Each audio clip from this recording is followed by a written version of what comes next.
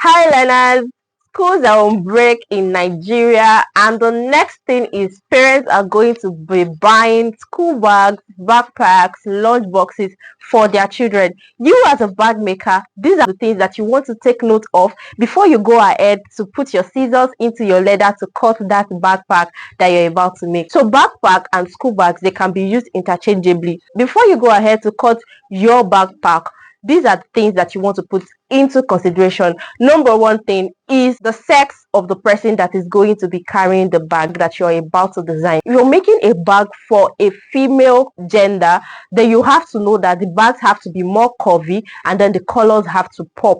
If you're making a bag for a male gender, you have to reduce the curve as much as possible so that it looks more masculine and more mature, and you have to use colors that are not so poppy. For example, you cannot use pink color for a guy's bag. Aside who is going to be using the bag, you also want to put into consideration what is the bag going to be used for. Whatever the bag is going to be used for is going to determine the other three things that I'm going to mention next: the material, the size, and the specifications. For is it going to be used to carry books or to carry laptop or to carry tools or to travel? If it is a made to order bag, then you have to ask your clients what they intend to do with the backpack so that you can design with this in mind. If you're making a ready to carry bag, that means you're making it as a ready made and people can buy on order, then you have to have something in mind that you want the bag to be used for, and in your description where you're trying to sell the product, you have to indicate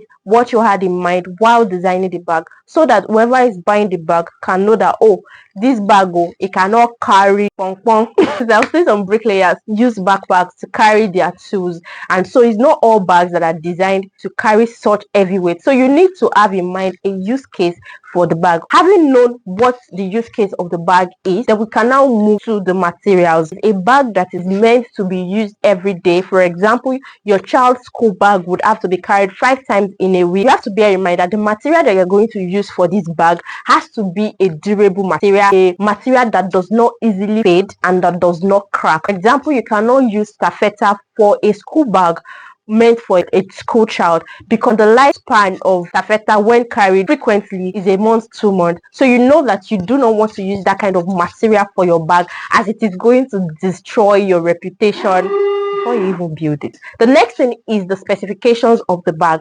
Once you know what the bag is going to be used for, then you can now go ahead to know the specifications that you're going to be putting into the bag. And one of the specifications are your compartments. That's your pocket, your hidden pocket, your external pocket, and your interior pocket. If it is going to be used for a laptop bag, there should be a laptop compartment and a laptop holder inside of the bag. If it is going to be used by a school child, then you know that you have to put places where they can put their pen, their cup, where they can easily arrange their books. And if it is going to be a bag that is going to be carried by someone who carries tools or who uses it to carry their instruments, then you know what kind of compartments to put into the bag. Knowing who is going to carry the bag and also what the bag is going to be used for also helps you to determine the size of your backpack. Yes, so if you're making a bag for a 2-year-old, it's not going to be as big as the kind of bag that you make for somebody that goes mountaineering, because that has to contain more things and it has to be lightweight.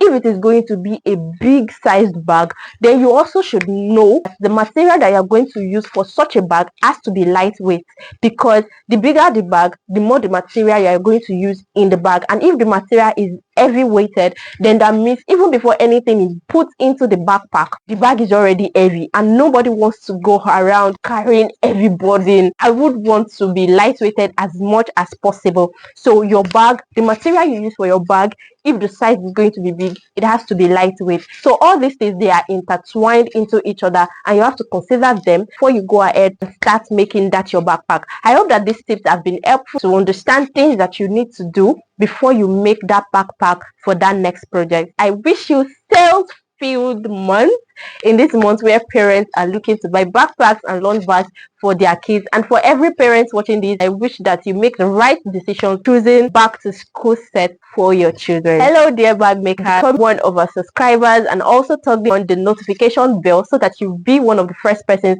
to be notified when there is a new tutorial up on our page. Until then, yellow alert.